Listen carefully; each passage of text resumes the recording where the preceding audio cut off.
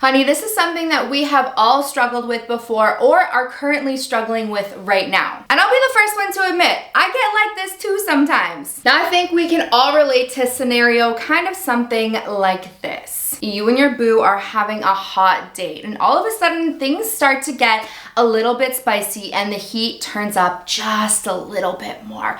You're making out, you're feeling on each other's bodies, you start stripping down, he's licking his lips, looking at you like you're his last meal he's ever gonna eat, and you drop the line. Don't stare at my body. I know I haven't worked out in a minute, but I'm gonna be getting back to the gym.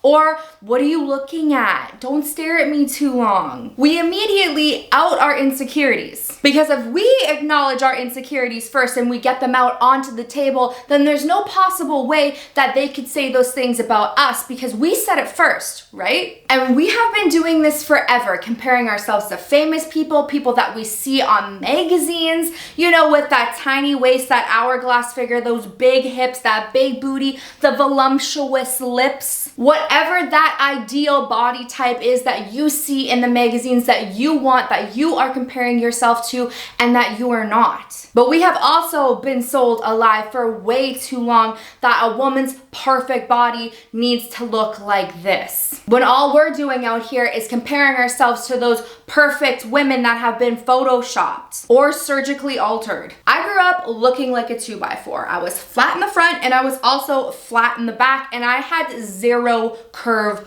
whatsoever all the way until I started working out.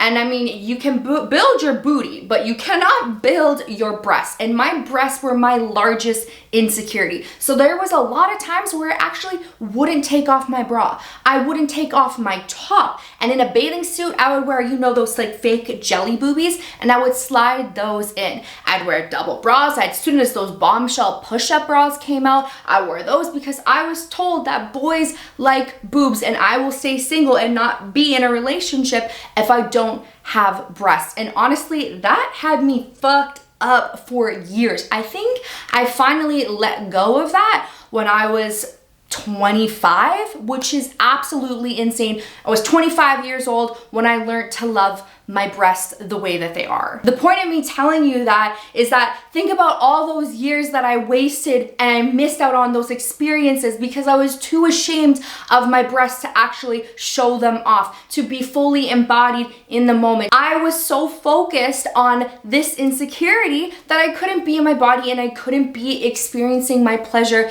to the best of my ability. So we're out here making these passive aggressive jokes and comments about ourselves and how we don't compare to the women in the media in hopes that we can make everyone else feel comfortable. So if we just say it first ourselves, then we can all move on. But you're in fact ruining your sex life by doing this one thing. Bringing your insecurities into the bedroom or an intimate setting is actually extremely awkward. And it cuts you down at a time where you should be feeling liberated, sexy, like the beautiful goddess you are. We all know the best way to receive pleasure, and we all know what stops you from having an orgasm. The fact that you can't get out of your head and step into your body. And how can you be in the present moment if you're so worried about what your body looks like, what position you need to be in? We can't be out here messing around with these angles to avoid looking like whatever you think you look like. We need to be playing with those angles because that spot feels good. I don't care what this looks like.